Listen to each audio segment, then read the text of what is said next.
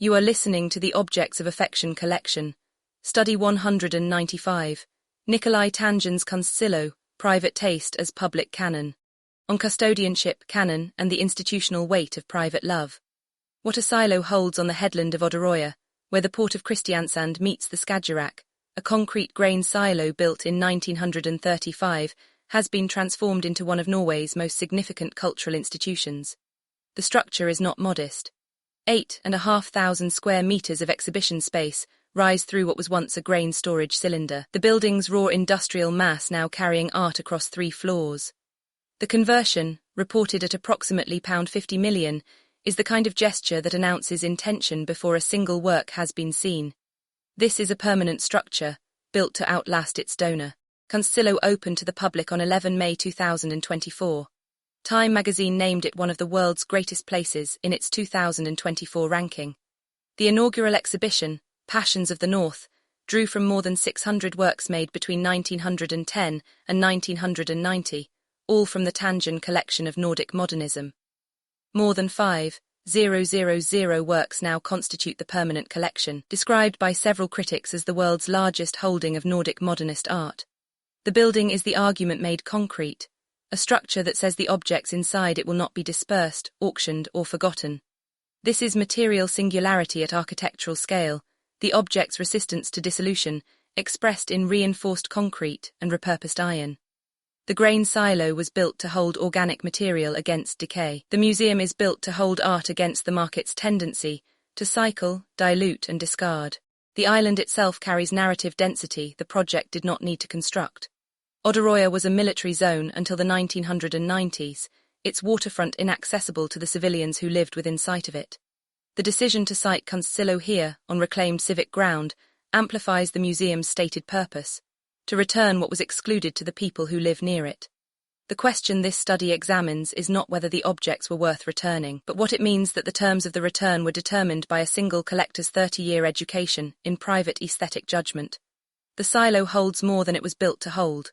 The more interesting question is whose reading of what matters it holds, and for whom. 30 years against the market. Nicolai Tangen began collecting Nordic modernism in the mid-1990s. His method, as he has described it consistently across public interviews, was explicitly counter-speculative.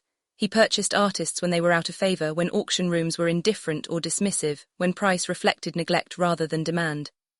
"I know exactly who they are, these artists who everyone else is buying," he told Artsy. "We're not buying any of it, we're doing the opposite, we're buying stuff that is out of favor, and frankly we define art history. This is a scholastic collection." The last sentence is the pivotal one. Tangen does not describe himself as a speculator or a patron in the conventional sense. He describes himself as a scholar of art history, whose collecting practice is a form of research, whose acquisitions are arguments about what matters and why.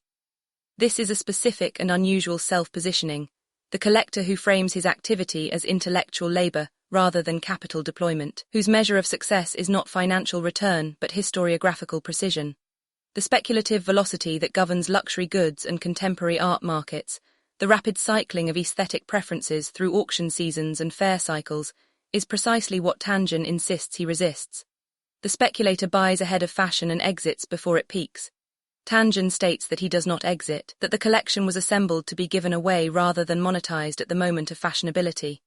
The distinction matters structurally. The collector who accumulates and donates is not operating on the same logic as the collector who accumulates and exits.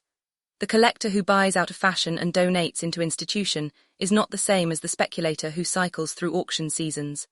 What they share is the structural consequence. In both cases, private judgment eventually becomes public weight. His collecting was never purely solitary. Throughout 30 years of acquisition, Tangen worked closely with specialists in each Nordic country. His primary advisor has been the art historian Steinar G. Jessing, who also helped shape the collection of the late Norwegian business figure Stein Erik Hagen, from whose holdings Tangen acquired approximately 400 works. The collection is therefore not one person's eye alone but one curatorial framework, sustained across decades and applied systematically to the Nordic modernist record. The we, Tangen insists on using is accurate. It is also, structurally, the carrier of a single institution's taste. The courtauld and the labour of looking before he was CEO of the world's largest sovereign wealth fund, Tangen studied art history at the Courtauld Institute of Art, one of the discipline's most demanding graduate programs. His MA focused on 3 print series by Rolf Nesch, the German-born Norwegian printmaker who fled Nazi Germany in 1933 and spent the remainder of his working life in Norway. This academic history is significant for understanding the collection's foundation. Tangen's engagement with Nesch was scholarly, sustained, and preceded the financial platform that later made large-scale acquiring possible. Nesch developed a radical printmaking technique in which metal strips, soldering wire, colored glass and wood were fixed to the printing plate, creating 3-dimensional constructions that were simultaneously printing matrix and independent object. The resulting works have irreducible material complexity. They cannot be reproduced by digital means. They carry the physical evidence of their own making. They resist the dematerialization that the broader market was already beginning to prefer. Labor density is legible in every impression. Nesch died in 1975. His work was, through the 1980s and much of the 1990s, systematically undervalued. The acquisition of it was not a bet on fashion. It was the consequence of scholarship that preceded any market calculation. The Courtauld education matters because it establishes that Tangen's collecting, in its formative period, was driven by expertise rather than by financial calculation. He knew Nesch's print series with scholarly intimacy before he acquired them at scale. This is different from the capital flush collector who commissions a shortlist from a dealer and deploys resources against it. It is also the precondition for the institutional authority Kunstsilo now asserts. You can only rewrite the canon convincingly if you have persuaded the relevant gatekeepers that you understand it well enough to challenge it. Tangen's credibility as a counter-canonical institution builder rests on this foundation of demonstrated scholarly commitment, a foundation that the trillion-dollar man, framing consistently obscures. The canon gap and its artists. The explicit organizing principle of the Tangen collection is the identification of gaps in established Nordic art history. The national museums of Norway, Sweden, Denmark and Finland have, Tangen and G. Jessing argue, systematically underrepresented certain artists, movements and periods.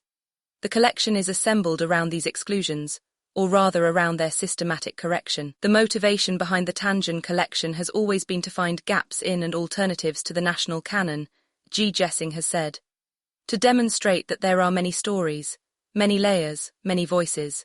Asger Jorn, the late Danish KBR painter and one of the collection's anchor figures, was never truly marginal.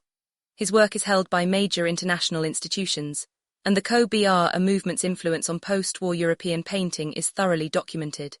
His presence in the Tangen collection represents the collection's highest profile holding, a point of international legitimacy against which the less-known figures are read and contextualized. Ola Billgren, the Swedish figurative painter, who moved through photorealism and romantic landscape across a career from the 1960 to 2001 in an arc that made him consistently unfashionable within the dominant critical frame, represents the reclamation argument at its most convincing. His is precisely the kind of sustained, serious practice that canonical taste has difficulty accommodating because it refuses to fit the available categories. Rita Kern Larsen, the Danish surrealist, and Bendik Riis, represented in the collection by 6 pairs, are further examples of the recovery project at work. The canon gap argument is structurally similar to curatorial reclamation projects across Western institutions over the past 3 decades. What is distinctive in the Tangen case is the method of reclamation. Not a museum program, not a curatorial intervention within an existing institution, but the construction of an entirely new institution around a private collection built specifically to contest the existing record. This compounds the institutional power of the gesture.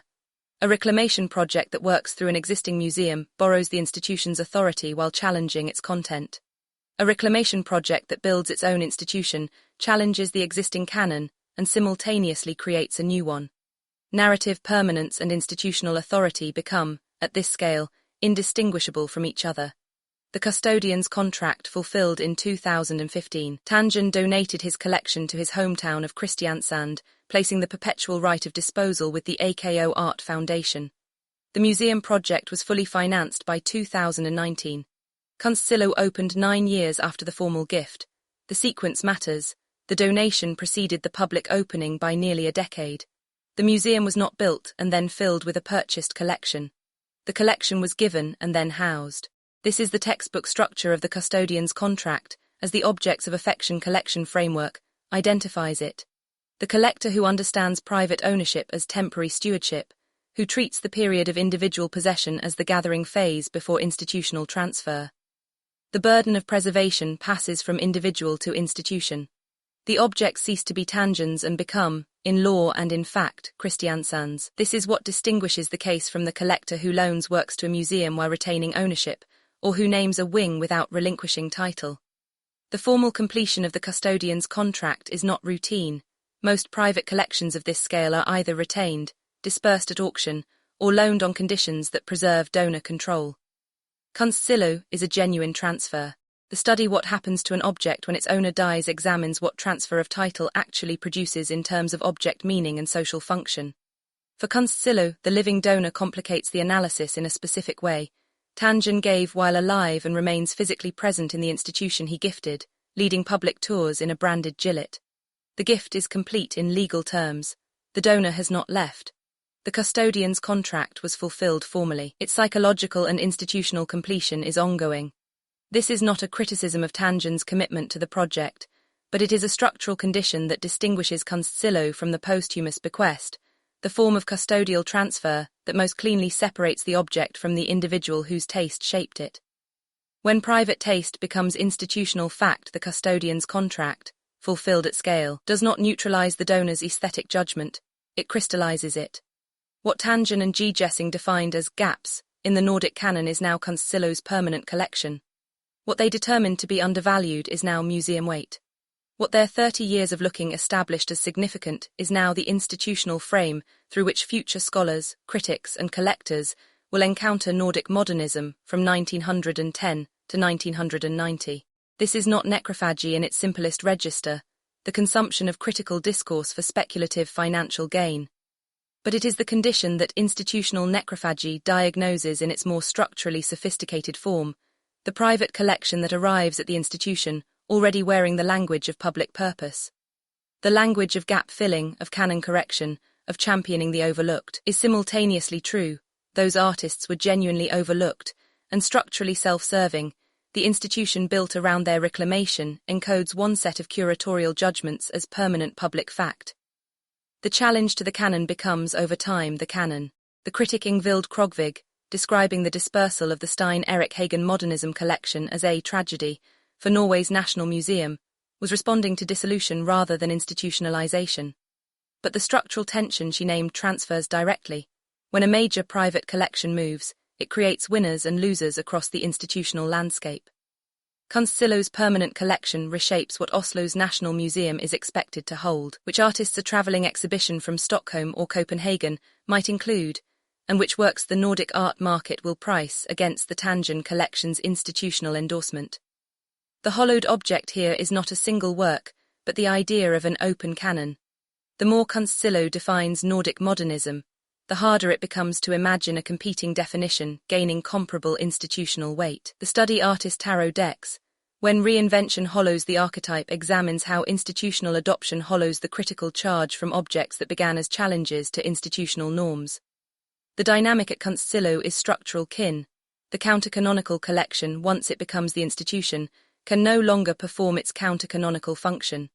It has succeeded, and in succeeding, it has become precisely what it set out to contest. Sovereign capital and the question of mandate. Tangen has managed the Government Pension Fund Global, Norway's sovereign wealth fund, since September 2020. With a portfolio of approximately $2 trillion, this is the world's largest sovereign wealth fund, funded by Norway's oil revenues and invested across more than 200 companies in 60 countries. His appointment was preceded by significant ethical controversy.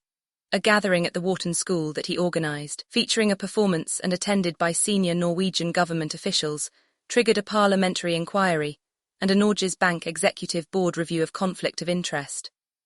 The resulting agreement required Tangen to relinquish ownership interest in AKO Capital, the London hedge fund he had founded, and to restructure his personal investments accordingly. The art collection and the NBIM role are legally separate. The ethics controversy surrounding Tangen's appointment does not directly implicate Kunstsilo, which was initiated years before he assumed the state position. but the adjacency shapes the structural reading that the post-luxury conceptual functional art framework performs. The cultural philanthropist who funds a £50 million museum conversion in his hometown is the same person who manages Norway's oil wealth. The private taste that selected 500 works of Nordic modernism belongs to a figure with state-adjacent financial power, at a scale that few private collectors have possessed in the history of art patronage. Structural captivity names the condition of institutions that cannot critique the capital that sustains them. Kunstilo's running costs depend on a part private, part public funding model that has been described as hugely controversial. The institution exists in a web of dependencies that are not fully transparent and that complicate its independence from its founding donors' continued cultural presence. This is not unique to Kunstsilo. Many major cultural institutions occupy similarly complex structural positions.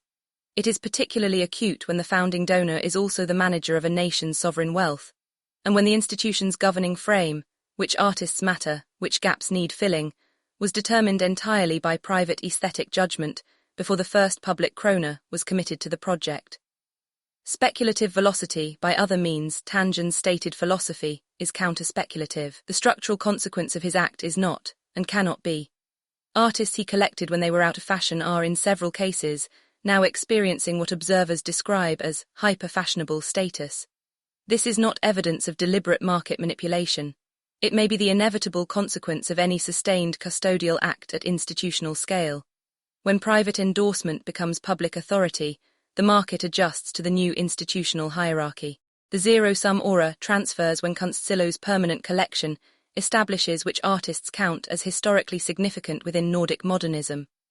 Other artists, those absent from Tangen and G. Jessing's reading of the Canon, are structurally disadvantaged by the institution's existence. The study of provenance is a list of departures. What the record cannot see examines what any record misses by the decisions made in constructing it. Kunstilo's collection is itself such a record, internally coherent, externally exclusive, and now permanent. The one original principle names the condition under which an object or collection retains its critical charge against the institutional forces that would commodify or normalize it. Tangen's collection was assembled against the grain of fashionable taste. It now faces the harder test, whether a counter-canonical impulse can survive its own institutionalization at museum scale. The collection that defines a permanent institution is no longer counter-canonical. It is the canon. The objects it holds are no longer overlooked. They are certified. The aura transaction that occurs when private endorsement becomes public fact is not reversible. The artists in the Tangen collection, whatever their market status in the mid-1990s, now carry the institutional endorsement of a major public museum, and markets respond to institutional endorsement with the predictable logic of renewed speculative velocity. What the museum certifies, the market prices. The objects Tangen loved are permanently installed. The canon is correspondingly narrower than it was before he began. Whether that narrowing was the price of preservation or its cost is the question post-luxury asks of every custodial act that succeeds at institutional scale. The remainder of this study continues at objectsofaffectioncollection.com.